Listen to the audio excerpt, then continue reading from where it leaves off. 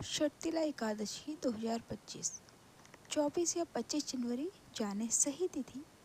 भूलकर भी ना करें 5 काम। आज हम इस वीडियो में आपको बताएंगे साल 2025 में माघ मास के कृष्ण पक्ष की एकादशी कब है, पूजा और पारण का शुभ मुहूर्त, पूजा विधि और इस व्रत के नियम क्या हैं। हेलो फ्रेंड्स, स्वागत है आपका आपके अपने चैनल जयति धर्म में। एकादशी का व्रत भगवान विष्णु को समर्पित है। हर माह में 2 एकादशी आती हैं। माघ माह कृष्ण पक्ष में आने वाली एकादशी षटतिला एकादशी कहलाती है। षटतिला एकादशी के दिन तिल का 6 प्रकार से प्रयोग करने पर जीवन के सभी दुख दूर हो जाते हैं। इस एकादशी का व्रत विधि अनुसार करने पर मोक्ष की प्राप्ति होती है। आइए जानते हैं साल 2025 में षटतिला एकादशी कब है, पूजा और पारण का शुभ मुहूर्त, पूजा विधि और इस दिन क्या करें क्या ना करें। षटतिला एकादशी तिथि और शुभ मुहूर्त। दोस्तों, साल 2025 में षटतिला एकादशी का व्रत 25 जनवरी शनिवार के दिन रखा जाएगा।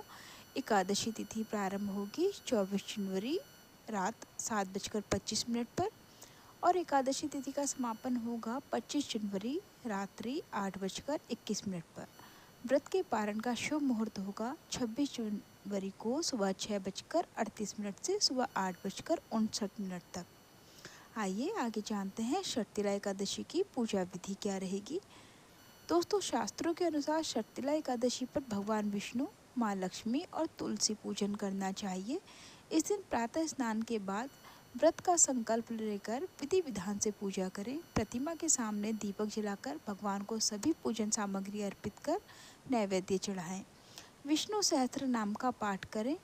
अब माता तुलसी की विधिवत पूजा अर्चना करें। माता का श्रृंगार कर लाल चुनरी, चूड़ियाँ, सिंदूर अर्पित करें। इसके बाद तुलसी जी के पौधे के पास घी का दीपक अवश्य जलाएं। आइए जानते हैं षटतिला एकादशी के दिन क्या करें और क्या ना करें। दोस्तों, धार्मिक मान्यता के अनुसार षटतिला एकादशी के दिन तिल का 6 प्रकार से प्रयोग करना अति शुभ होता है।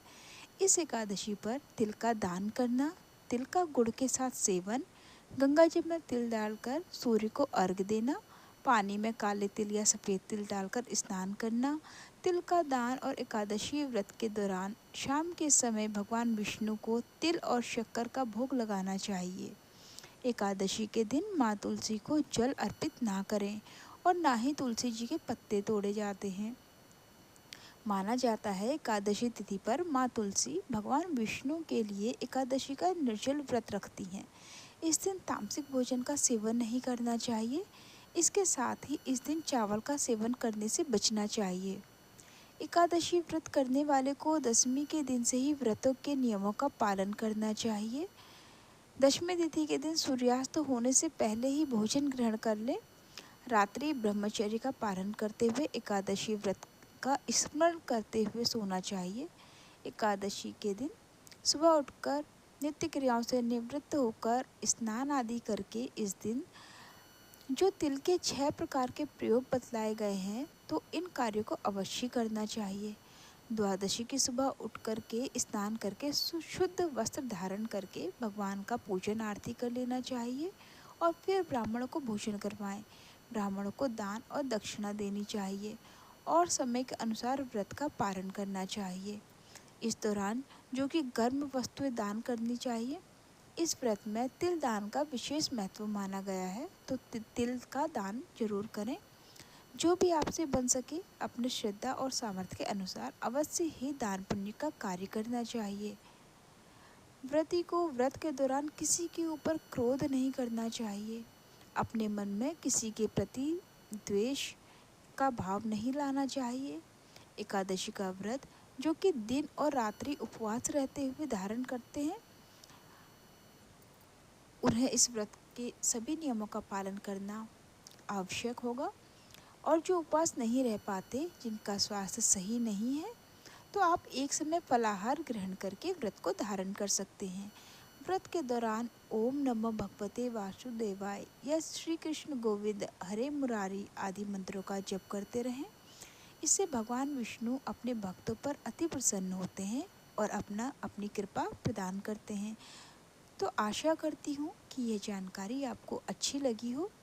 इसी प्रकार से ज्ञानवर्धक जानकारियाँ प्राप्त करते रहने के लिए और व्रत पूजा के बारे में जानने के लिए, कथा को सुनने के लिए चैनल पे अगर आप पहली बार आए हैं तो चैनल को के लाल बटन को दबा करके सब्सक्राइब करें।